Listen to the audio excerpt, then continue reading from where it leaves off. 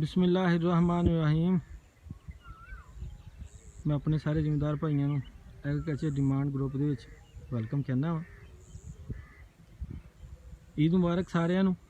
सारे मेरे जिन्ने भी सबसक्राइबर आ सारिਆਂ ਨੂੰ ईद मुबारक।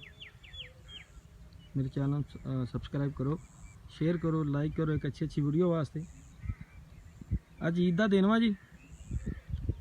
शाम 4 बजे का पानी मुड़िया जी टूबल का, टूबल चलाया तो पानी हजे तक लग रहा वा। तकरीबन कोई 11-12 वज जाने। आ 2 एकड़ है चरी दे साडे, देसी लाल चरी चारे वास्ते लाई है। राया वढ़ के फौरन माशाल्लाह रेडी हुई है जी। आ वा जी नाल एक दवाड़ा मेरे हमसाए ने लाया सीगा। इन्होंने अज तो 2 वारियां पहलों पानी लाया वा इनू ते खाद दिती है। ते साडी आ चेरी नूं थल्ले 2 बोरियां न्यूट्राफुल दियां पाइयां सीगियां ते कट्ठी बीज हुई है। यह इक्को दिन बीजी है तो बहुत अच्छा रिजल्ट है जी न्यूट्राफुल DAP का।